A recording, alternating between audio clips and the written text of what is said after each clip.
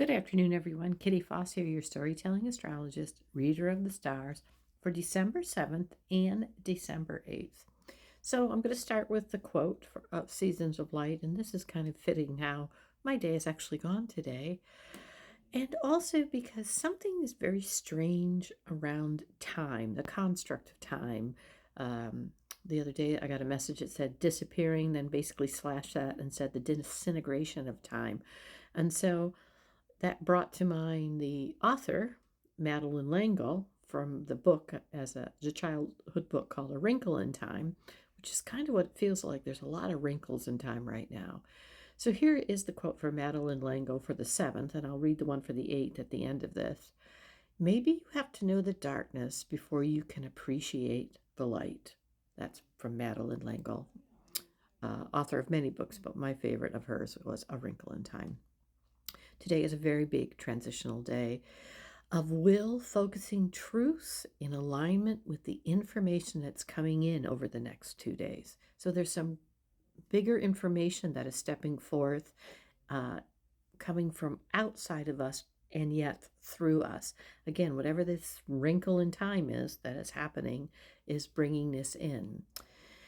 The moon, which is in Cancer for most of the day at 9:48 tonight. It will move into Leo, the moon of the sun.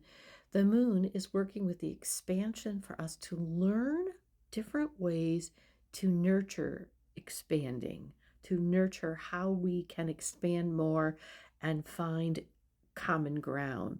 This learning is working in the background today with structure and experience and our ability to communicate this info. So what's really happening is we have an outer planet, Neptune, planet of spirit, that is, and the ability, by the way, to activate our Uranus energy, which is about chaos and awakening. So that is working today, expanding, and also the fact that that moon is working with Mercury in Scorpio and our Saturn in Pisces are also in their own private conversation. So there's some experience of this structure that has to do with our bigger themes that is being nurturing. So that's what this transition is about, is how do we nurture this expansion of this structure?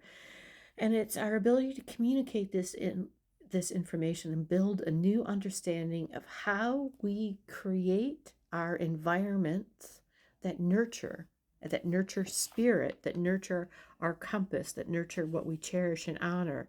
As a part of this background, the voice of flow with spirit is leading the way. And this is all happening to create this structure. As these energies daily bridge to that outer energy, this is a bigger paradigm shift and information that's coming forth for us in this transition.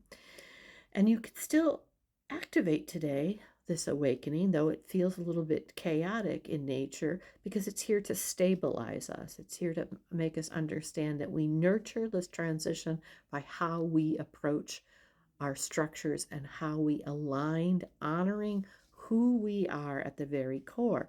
And then as that moon on the 8th moves into Leo, the energy of the sun that moves us forwards, but this is the moon of the sun. So this moon on the 8th is what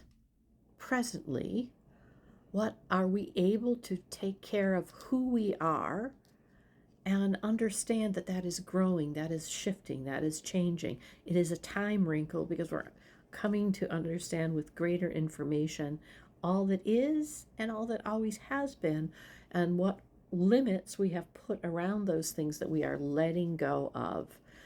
And so what we really can understand of who we are, what makes us roar, is now working with those truths, the truths that connect all of us of what we cherish, and balances this new code of conduct that we're being asked to not just buy into, but to make a part of who we are. Much discernment will be needed to align our will tomorrow with whatever the structures that is being created for us to experience, to communicate, and to incorporate others into. Pluto itself, Pluto that's in this Aquarian energy, this humanitarian energy, is looking for a midpoint with the moon in Leo, who we are, to keep the focus in a forward movement of what that vision, what those changes are. We need this precise focus on the specific changes that we will need to make in our everyday actions. Today, and actually throughout this whole week, as events are going to be unfolding this week that we have not anticipated.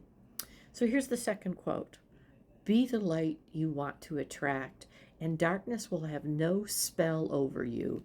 Darkness is dispelled by light. Rebecca Rosen. Let me read that one more time. Be the light you want to attract, and darkness will have no spell over you. Darkness is dispelled by the light. So as things unfold, be the light. Remember, you are the person your soul sees you as being. I'm Kitty Foss. I'll be back on Tuesday. Namaste.